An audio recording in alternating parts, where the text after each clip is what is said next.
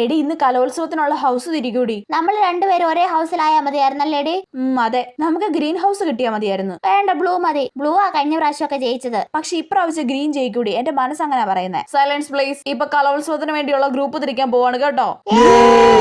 Lucy red house, കണ്ണാബി blue house, Mickey green house, Bijin blue house, Pinky yellow house, Amritha yellow house, Neethumol yellow house.